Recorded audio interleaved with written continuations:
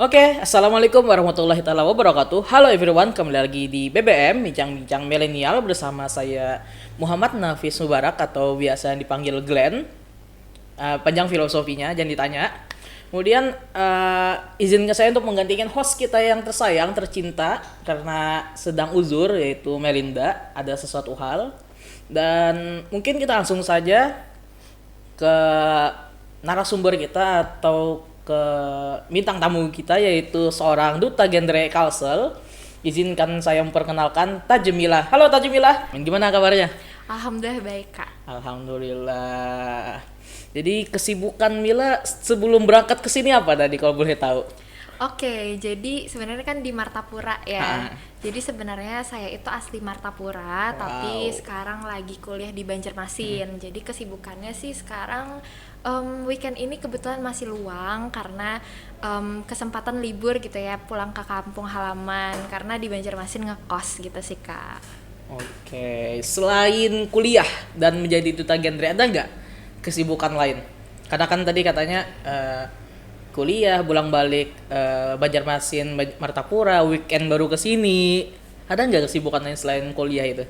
Iya, ada sih Kak. Jadi kebetulan kan ini pakai aku atau pakai saya ya kira-kira ya?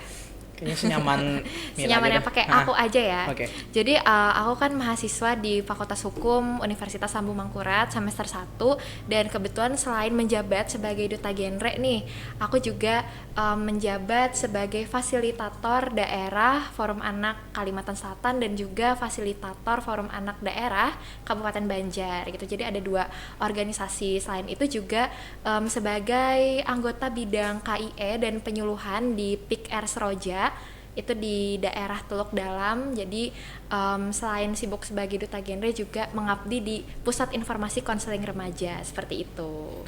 Oke, wow, lumayan sibuk ya ternyata Iya, selain bener selain banget. kuliah.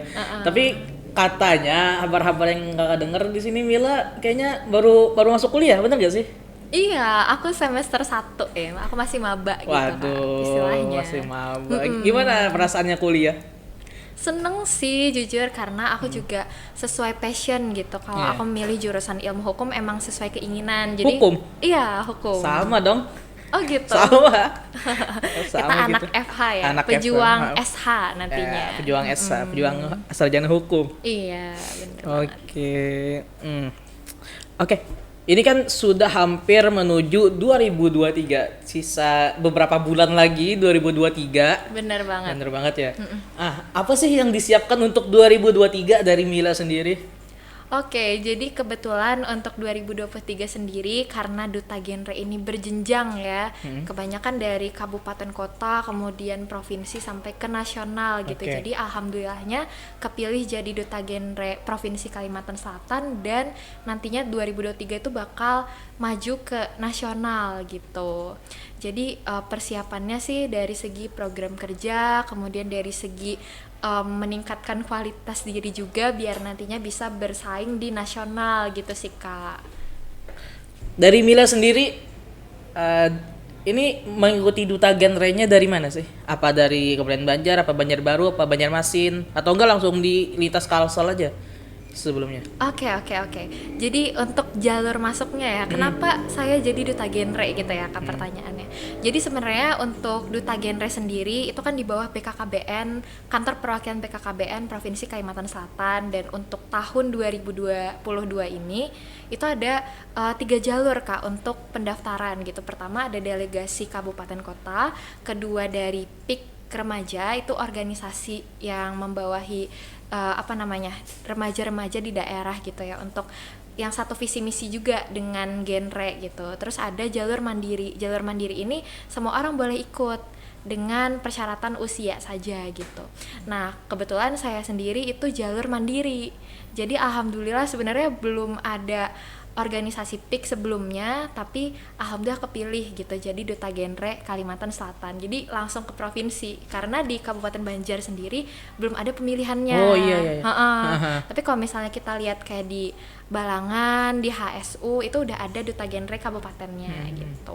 Pantes ketika kakak nanyain teman-teman di Kabupaten Banjar, ini ada nggak sih duta genre di Kabupaten Banjar dan ternyata emang nggak ada ya, masih belum ada ya. Iya, belum ada. Jadi duta genre itu erat juga kaitannya dengan dinas yang membawahi gitu kan. Jadi kalau di Kabupaten Banjar itu ada Dinas Pengendalian Penduduk, Keluarga Berencana, Pemberdayaan Perempuan dan Perlindungan Anak, dan sekarang juga gabung dengan Dinas Sosial. Nah, di bidang KB-nya itu, tapi di Kabupaten Banjar sendiri belum ada yang namanya Genre Indonesia Cabang gitu. Nah, jadi itu bawahan dari Forum Genre Indonesia.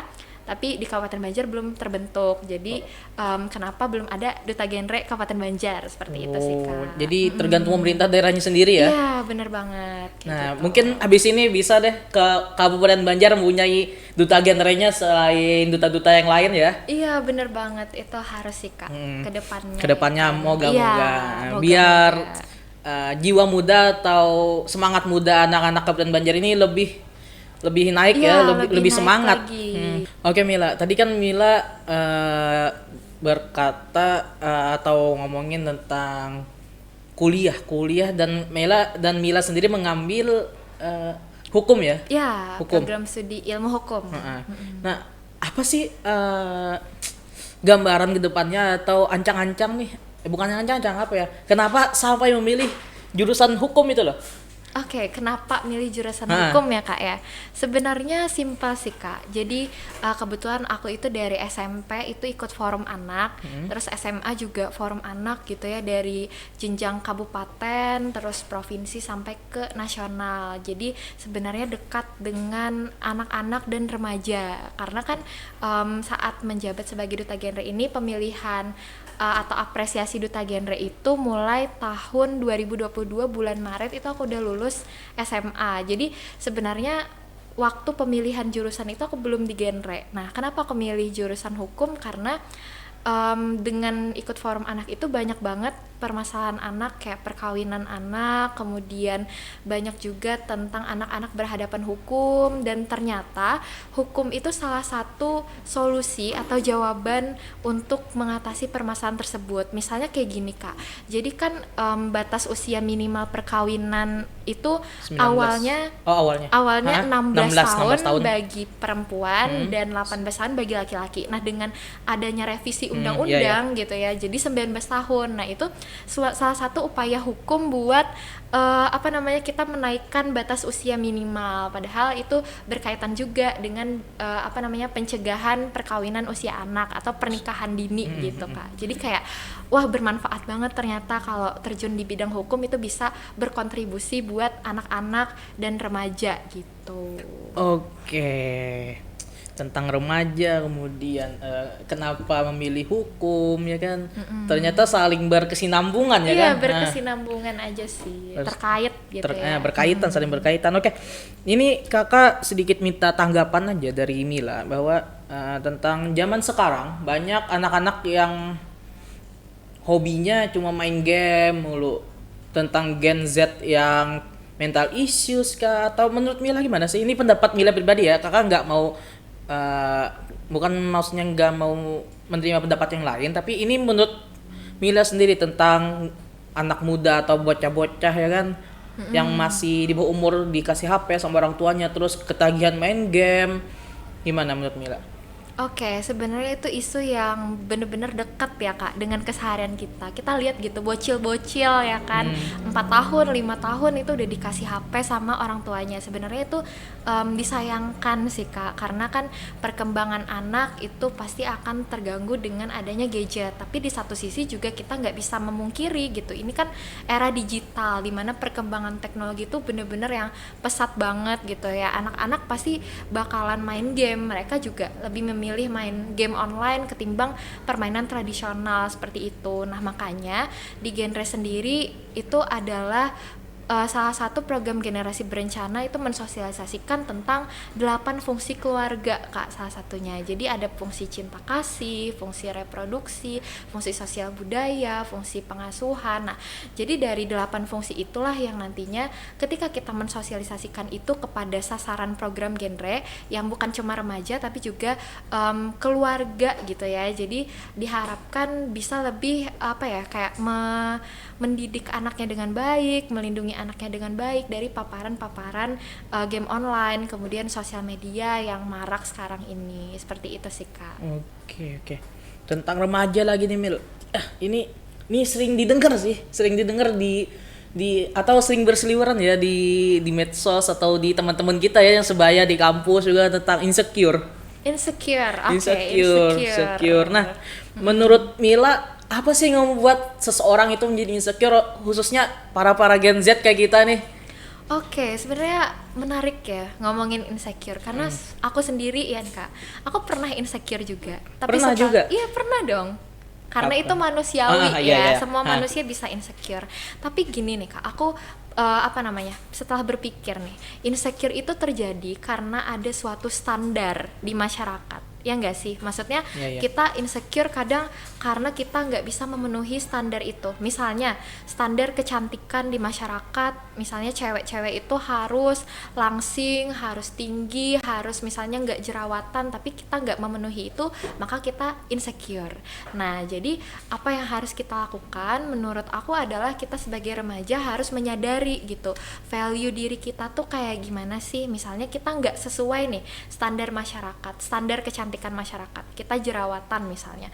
Nah, itu nggak usah insecure teman-teman. Karena apa? Karena standar kecantikan itu kan dibuat oleh manusia ya. Kita bisa menciptakan standar kecantikan kita sendiri gitu. Jadi misalnya kita nggak sesuai dengan standar tersebut, tapi kita juga punya kelebihan di lain bidang. Misalnya kita juga pintar public speaking kayak, atau misalnya kita bisa berpikir kritis. Nah, itu juga hal-hal yang harus kita banggakan dalam diri kita. Karena kalau ngelihat orang lain itu nggak ada habisnya sih, Kak. Oke, jadi misalkan dia nggak punya kecantikan, misalkan ya ada beberapa yang membuat dia dianggap oleh masyarakat nggak cantik, tapi dia mempunyai nilai lebih ya kan, kayak Iya, bener banget. itu yang jadi nilai lebihnya kayak public speaking atau berpikir kritis ya kan. Iya, Seperti itu. benar. Nah, itu sih Kak juga menariknya duta genre. Nah, Oke. jadi duta genre ini adalah kedutaan yang sebenarnya tidak memandang fisik, Kak. Iya, jadi kita bener-bener yang nggak ada syarat tinggi badan gitu, nggak ada syarat harus yang good looking banget kan ya, misalnya harus yang cantik kayak princess atau apa, tapi yang penting kita tuh punya pemikiran yang bagus gitu ya, punya jiwa sosial yang tinggi, itu udah bisa jadi duta genre. Jadi sebenarnya kalau misalnya teman-teman merasa insecure atau apa, kalau kalian ikut duta genre gitu ya, nggak usah insecure teman-teman. Ada value-nya tersendiri ya kan. Iya, ada value-nya tersendiri gitu. Ini terkait dengan anak ya, anak atau masih dalam bahasan remaja. Iya. Nah, menurut Mila pembulian atau bullying itu kok bisa ya menjadi salah satu penyebab depresi seseorang atau depresi pada anak? Oke, kenapa bullying bisa menjadi penyebab depresi? Sebenarnya gini, bullying itu kan ada banyak macamnya ya Kak. Ada bullying verbal lewat kata-kata, ada juga yang bullying fisik gitu ya, udah mengarah ke kekerasan. Ada juga yang lewat sosial media nih, secara daring gitu. Jadi banyak juga jenis-jenis pembulian. Sebenarnya bullying itu terjadi karena relasi kuasa. Jadi ada misalnya antar teman nih, teman yang lebih berkuasa itu akan membuli teman yang dianggapnya lemah, seperti itu. Nah, penyebabnya kenapa itu bisa menjadi suatu permasalahan, karena kita nggak bisa memungkiri di zaman sekarang, pertama itu ada relasi kuasa, dan kedua kurangnya pemahaman dari generasi muda itu sendiri gitu Kak. Makanya salah satu program genre, kemudian organisasi saya juga ada forum anak, kita tuh harus stop bullying gitu. Jadi kita harus berhati-hati dalam bersikap, kita harus saling menghargai antar sesama gitu ya, karena kita nggak pernah tahu Kak penerimaan orang lain itu kayak gimana sih terhadap kata-kata kita. Misalnya kita kan lagi kalau sekarang ini kita istilahnya body shaming gitu ya, kamu kok gendutan sih. Nah, itu kan sebenarnya mungkin bagi si pelontar kata-kata itu nggak menyinggung, cuman ketika itu dilontarkan itu bisa menyinggung orang lain gitu oleh si objeknya yang dia bilang gendut gitu. Jadi kita harus hati-hati dalam berbicara, seperti itu sih Kak. Oke, nah ini loh tentang pembulian lagi ya kan.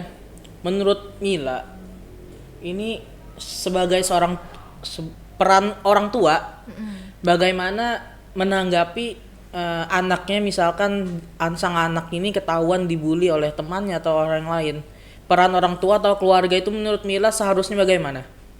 Oke, peran orang tua atau keluarga menurut aku sendiri sih Kak itu penting banget karena kita kan sehari-harinya sama keluarga ya.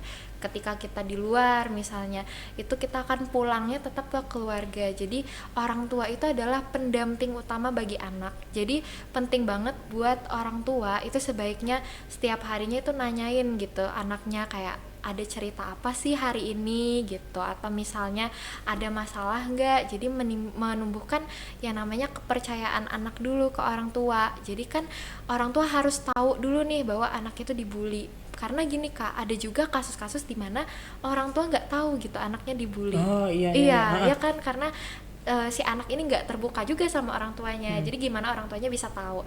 Nah, ketika udah tahu, mungkin bisa dicari solusi permasalahannya. Entah itu misalnya misalnya bullying di sekolah nih, misalnya dilaporkan ke BK dulu, misalnya untuk ditindaklanjuti. Terus misalnya si anak ini ada gejala depresi atau ketika dia udah merasakan gangguan-gangguan psikis, itu bisa dibawa ke profesional. Contohnya ke psikolog. Seperti itu sih Kak. Menurut saya peran orang tua tuh penting banget. Penting banget. Jadi di sini bisa kita lihat bahwa peran orang tua di samping sebagai pendamping juga sebagai teman ya. Iya, teman gitu, teman cerita. Teman cerita ya. Sulitnya sih itu kan terkadang orang tua kan ada yang beberapa orang tua, mohon maaf dulu ya. Beberapa orang tua yang memang nggak pengen tahu masalah anak, kan ada juga seperti itu. Iya, itu tergantung sih Kak. Mungkin ada orang tuanya sibuk gitu.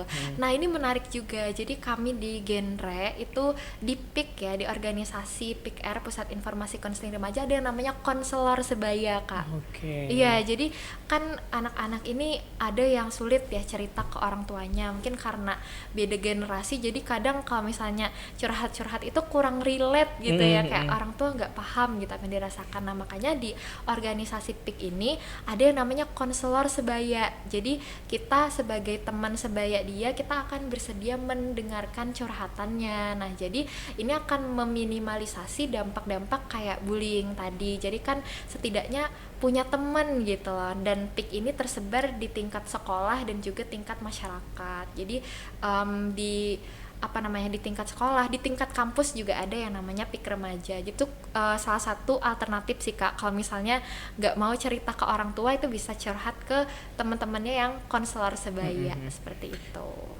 Masih tentang bullying nih, ya kan? Iya. Ini berpengaruh nggak terhadap si anak itu, seperti pergaulannya bagaimana, berpengaruh nggak tentang bullying? Berpengaruh gitu? banget sih Kak. Pertama, kalau orang-orang itu kan ngebully seseorang, korban bullying ini tentunya dia merasa rendah diri. Karena dia merasa kayak, oh aku kok dibully ya, pasti aku punya kekurangan nih, Insecure ya ujung-ujungnya. Nah, jadi walaupun si anak yang korban bully ini udah nggak dibully lagi gitu ya ke depannya, tapi dia akan ada trauma dalam dirinya gitu. Jadi sebenarnya bahaya banget sih, bahkan bisa berujung ke depresi kan Depresi. ya gitu. Penyakit mental gitu ya Iya, kan. betul banget. Apalagi Gen Z yang sekarang Iya, Gen Z sedikit-sedikit sih. mental issues, mentalku lagi berantakan ya kan. Itu menarik sih Kak. Sebenarnya kalau kita lihat dari perspektif negatif kan ya, itu kayak kok lemah ya Gen Z gitu. Sebenarnya enggak, tapi mereka justru lebih aware dengan mental health. Artinya mereka lebih paham nih kalau misalnya aku merasa sedih, jangan-jangan aku merasa ini ya gitu. Jadi aku bisa periksa ke profesional gitu, ketimbang ketika kita nggak aware kayak nggak apa-apa lah, tapi itu akan menumpuk dan akhirnya itu akan menjadi bom waktu, akan meledak gitu. Ya kan? Jadi sebenarnya suatu hal yang baik juga generasi Z ini aware gitu tentang mental health. Untuk solusinya sendiri bagaimana Mil tentang mental health ini dari pandangan genre sendiri? Dari pandangan generasi berencana, karena kita fokusnya sebenarnya remaja ya Kak. Jadi kita sebenarnya mensosialisasikan juga tentang pentingnya mental health itu bagi diri kita sendiri gitu. Jadi gimana cara kita itu menyayangi diri kita sendiri, gimana cara kita mencari pertolongan ketika kita lagi punya masalah, kan ada konselor sebaya ya yang buat mendengarkan curahan hati kita gitu. Terus juga kita belajar juga untuk menghormati orang lain, kemudian kita juga menghargai kesehatan mental orang-orang lain gitu, karena ketika kita bisa menciptakan suatu iklim yang ramah dan sehat bagi semua orang, itu kan kita bisa menciptakan dunia yang lebih baik gitu ya Kak. Gitu sih.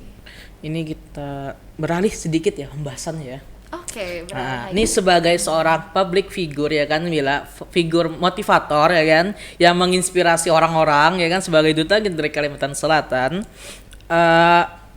memilih punya ada nggak tantangan terbesarnya sebagai seorang duta genre atau sebagai seorang Mila yang sekarang? Oke, tantangan ya, tentunya banyak sih Kak tantangannya, karena sebagai figur ya, walaupun saya mengakui bahwa di sini diri saya tentunya nggak sempurna gitu ya, tapi akan terus belajar dan berproses. Nah, ketika duta genre itu bersikap, berperilaku, tentunya akan menjadi sorotan kan ya. Maksudnya ketika kita salah-salah atau apa, itu akan menimbulkan citra yang kurang baik juga bagi organisasi kita. Dalam hal ini adalah Forum Genre Indonesia Kalimantan Selatan, dan kita juga membawa nama baik dari BKKBN gitu. Jadi sebenarnya ini suatu tantangan yang bagus banget sih Kak, jujur bagi saya. Kenapa? Karena ini bisa memacu diri saya buat lebih baik ke depannya gitu, karena ada selempang ini, ada nama besar duta genre Kalimantan Selatan gitu ya. Jadi sebisa mungkin akan memberikan yang terbaik gitu ya, apalagi kan nanti tahun depan juga bakal maju ke nasional. Jadi mohon doanya juga bagi teman-teman semua, dan mohon dukungannya buat Ami di sini, Ami atau Mila ya sebenarnya panggilannya, buat terus berproses gitu, buat jadi lebih baik lagi.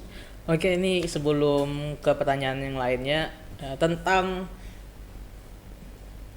masuk ke nasional, persiapan apa sih yang Mila siapkan untuk maju ke nasional di tahun depan? Jadi untuk persiapan ke nasional sendiri ada beberapa sih Kak, karena duta genre ini kan bukan sekedar duta-dutaan, tapi juga membawa program kerja nantinya gitu. Karena sebagai duta kan kita nggak cuman bermanfaat bagi diri kita sendiri, tapi juga bermanfaat bagi orang lain. Nah, jadi program kerjanya sendiri itu harus sesuai dengan substansi dari program genre atau generasi berencana. Yang pertama itu ada kependudukan, kedua life skill, ketiga penyiapan kehidupan berkeluarga, dan juga yang keempat itu ada kesehatan reproduksi gitu. Jadi dari program-program kerja inilah yang akan kami siapkan dalam tahap perancangan sih Kak sebenarnya gitu.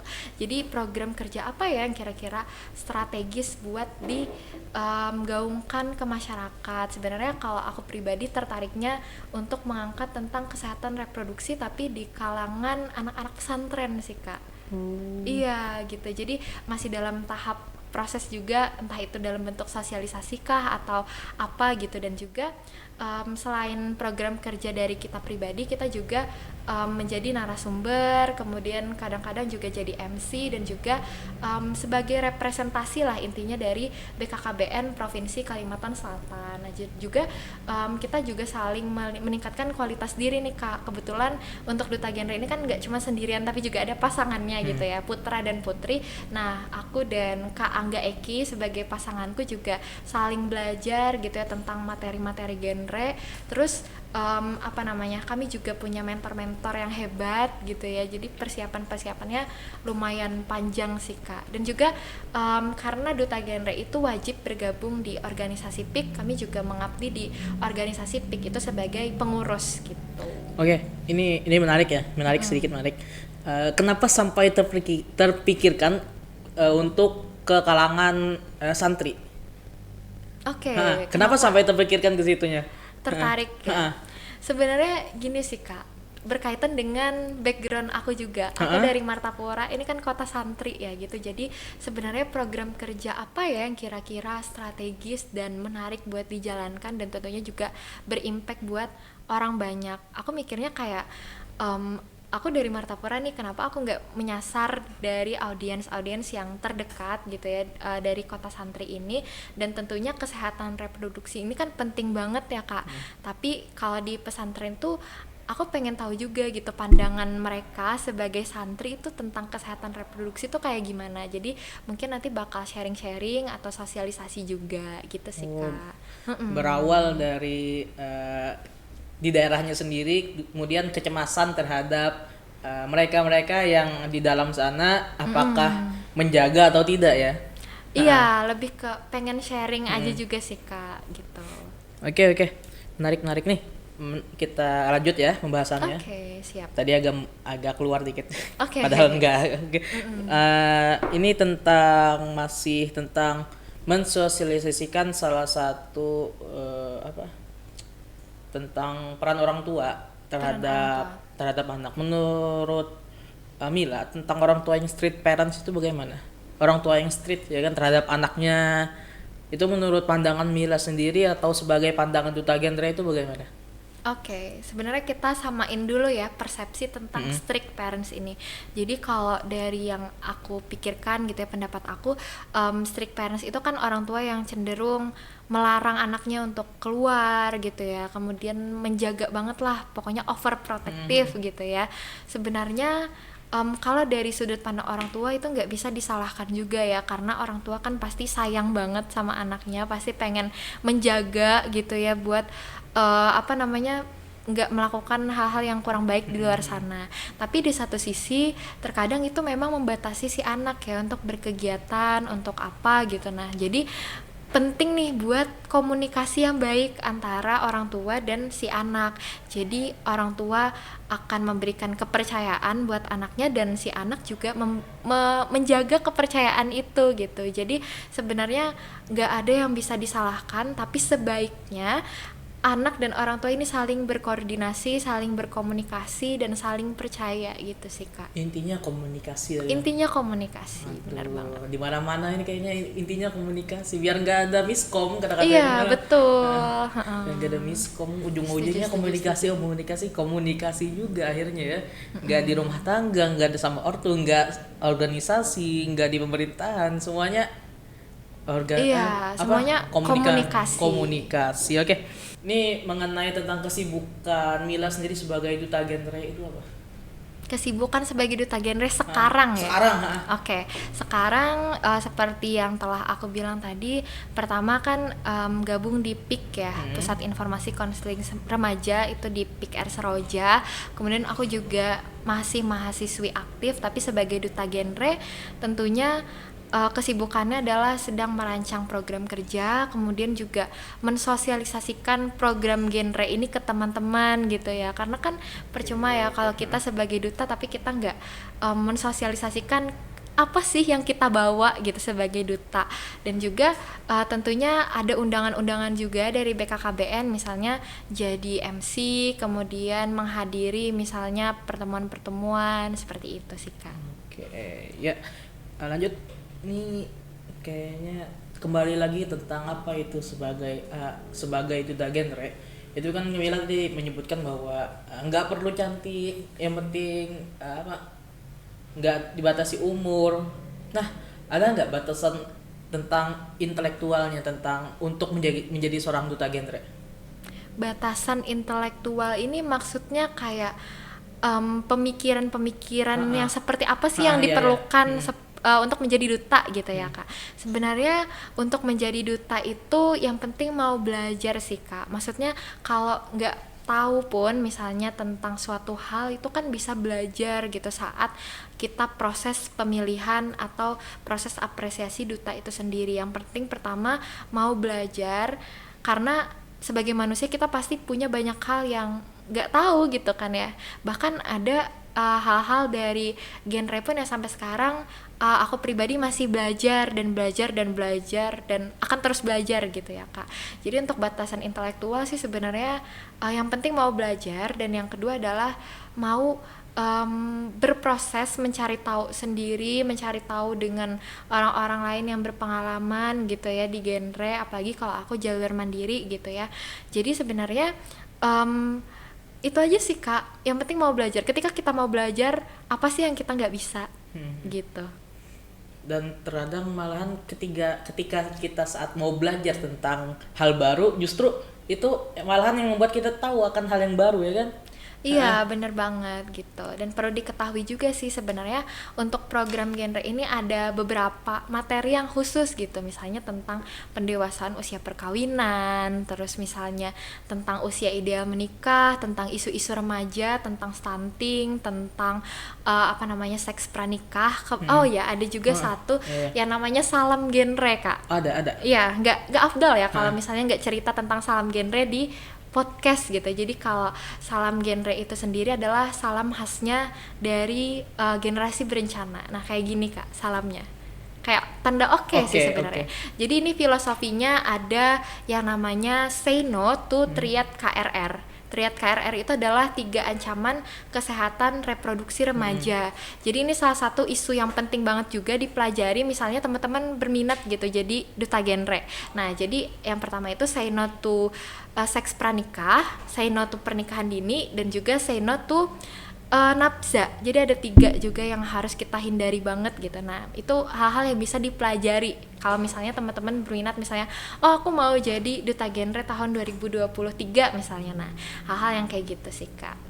Hal-hal yang jadi termasuk tentang hal-hal yang berbau seks sebelum nikah ya kan? Iya benar banget, karena itu salah satu substansi dari program genre itu sendiri. Oke, Mil, tadi kan Mila mengatakan tentang seks di luar nikah ya kan? Nah, menurut Mila hal apa sih atau lingkungan apa sih yang menyebabkan hal tersebut bisa terjadi? Oke, pertanyaannya kenapa ya jadi bisa terjadi? Sebenarnya banyak faktor sih Kak. Pertama, seks itu kan ada yang konsensual, ada yang tidak konsensual. Kalau ini kan masuknya ke pemerkosaan ya, dan itu sebenarnya terjadi di mana saja gitu ya, karena kita nggak pernah tahu predator seksual itu ada di mana. Tapi yang perlu kita bahas ini ada yang konsensual, atau kalau kata orang sih suka sama suka. Nah ini sebenarnya bisa berawal dari pacaran. Ya nggak sih? Nah gitu kan ya, jadi kalau di genre sendiri juga kita mensosialisasikan tuh yang namanya pacaran sehat. Jadi pacaran sehat tuh kayak gimana sih, itu juga salah satu bahasan juga gitu. Karena kan deket ya sama anak muda. Misalnya anak muda mana sih yang misalnya nggak tahu kata pacaran gitu ya, bahkan beberapa anak-anak kecil tahu kita pacaran anak kecil. Iya benar. SD loh. Ya iya, jadi diajarin juga gitu pacaran sehat tuh kayak gimana sih. Misalnya kita sama-sama saling menjaga, kita nggak melakukan sentuhan-sentuhan yang bisa menjurus ke arah seksual gitu. Sebenarnya kan dari perspektif agama ya nggak boleh ya sebenarnya, cuman kalau misalnya kita lihat remaja yang sekarang ya gimana ya bilangnya gitu. Tapi di satu sisi juga harus ada batasan-batasan gitu. Nah karena dengan adanya batasan tersebut diharapkan kita bisa meminimalisir atau bahkan menolkan sama sekali ya namanya seks pranikah gitu, karena dampaknya bahaya banget sih Kak. Pertama itu bisa menyebabkan yang namanya penyakit menular seksual. Itu kan ada sifilis, ada HIV juga, HIV ya benar, ada HIV.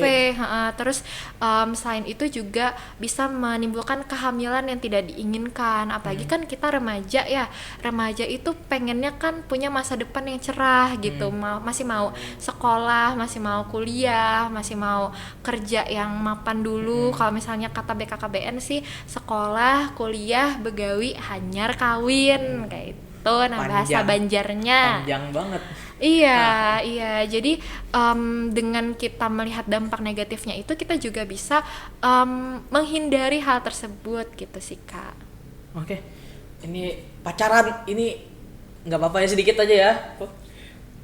Tentang Mila dengar nggak baru-baru ini ada kabar tentang pacar sewaan? Oh sebenarnya itu kayak GF friend ya, atau BF friend gitu. Sebenarnya pernah denger sih kayak di sosmed-sosmed gitu. Yang lagi viral sekarang. Tapi kayaknya hampir-hampir diterbangkan yang lain isu-isunya itu. Oh gitu. Nah, menurut Mila bagaimana tentang eh, tanggapan Mila tentang pacar sewaan ini? Di samping di situ ada memiliki tarif, kemudian kayak no sek ya kan? Ya kan ada, kalau di perjanjian itu yang kakak tahu, kalau nggak salah itu cuma teman kencan, teman jalan, teman makan, tapi no sek. Sebenarnya kalau boleh menanggapi ya Kak ya, selama itu misalnya tidak melakukan hal-hal negatif seperti tadi yang kita bilang seks pranikah gitu, terus misalnya enggak yang misalnya melakukan hal-hal yang tidak baik, sebenarnya bukan dikatakan sah-sah aja sih, tapi itu adalah sesuatu di luar kontrol juga ya, dan enggak apa ya, kalau misalnya kita bilang ada dasar hukumnya ya nggak ada juga gitu. Jadi sebenarnya itu sesuatu yang unik ya kalau bisa bilang gitu. Kenapa Kok bisa ada? sampai ada? Gitu. Tapi kalau bisa dibilang itu ada potensi menjurus ke arah negatif juga kan ya. Apalagi misalnya kencan gitu sama orang yang nggak dikenal kan bisa. Jadi itu ada bahaya apa gitu. Jadi sebenarnya ya agak 50-50 dan riskan sih Kak, karena kan misalnya nih sebagai penjajah jasa atau misalnya orang yang menyediakan jasa pacar sewaan, ketika mendapatkan klien yang kita nggak tahu dia bermaksud buruk kah atau dia misalnya seorang predator apa gitu, kita kan nggak pernah tahu gitu. Jadi sebenarnya kalau aku boleh bilang itu agak berbahaya dan menakutkan juga sih Kak gitu. Pembahasannya agak klise ya guys ya. Iya, agak ya gitu. Menakutkan pembahasannya. Udah oke. Cukup sampai di situ pembahasan kita pada hari ini. Mungkin sedikit kakak minta closing statement dari Mila sendiri. Oke, kalau closing statement sih aku berpesan kepada teman-teman semua, kalau boleh tahu sasaran podcast ini remaja juga ya Kak, atau gimana? Pelajar ya, karena kemudian Ikatan Pelajar Nahdlatul Ulama. Nah, teman-teman yang pelajar di sini, mahasiswa, itu karena jalan kalian, jalan kita itu masih panjang, jadi kita harus berencana gitu ya, karena generasi berencana itu ada yang namanya 5 transisi kehidupan remaja. Yang pertama melanjutkan sekolah, yang kedua itu mencari pekerjaan, yang ketiga membangun rumah tangga gitu ya, kemudian menjadi anggota masyarakat, dan tidak lupa mempraktekkan hidup sehat. Jadi kita sebagai remaja gitu ya, jangan sampai terjerumus ke hal-hal yang negatif yang bisa mengganggu proses tahapan hidup kita yang baik ini.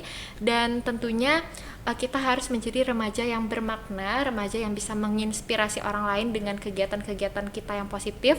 Karena kalau kata Bung Karno aja nih Kak, beri aku 100 orang tua, maka akan kucabut semeru dari akarnya. Beri aku 10 pemuda, maka akan kuguncangkan dunia. Iya. Artinya pemuda atau remaja di sini besar banget perannya Kak. Kalau kita misalnya dengan produktif di organisasi nih, misalnya kayak IPNU ya kalau organisasi ini, terus misalnya kita di genre juga aktif atau apa, nah kita bisa berkontribusi gitu, dan nggak menjadi remaja yang biasa-biasa aja, kita akan menjadi remaja yang luar biasa gitu sih Kak. Jadi pesannya semangat terus teman-teman semua, dan semoga kita bisa tetap menjadi remaja yang baik, remaja yang aktif, dan remaja yang sehat, cerdas, dan ceria gitu. Oke Mila, aduh nggak kerasa udah lama banget kita ngobrol sama Mila ya. Nggak kerasa udah hampir setengah jam lebih kita berbicara dengan Mila, ngobrol-ngobrol bareng, saling sharing tentang duta genre itu, kemudian tentang remaja, ya kan, tentang masyarakat juga termasuk. Alhamdulillah banget nih. Oke, dari saya sekian. Terima kasih sudah menyaksikan BBM Bincang-Bincang Milenial. Jangan lupa share, komen, dan subscribe. Kemudian jika ada ingin dipertanyakan silakan isi kolom komentar kami ya. Oke, itu saja, sekian dari saya. Wallahu muwaffiq ila aqwamit thoriq. Wassalamualaikum warahmatullahi wabarakatuh. Thank you Mila.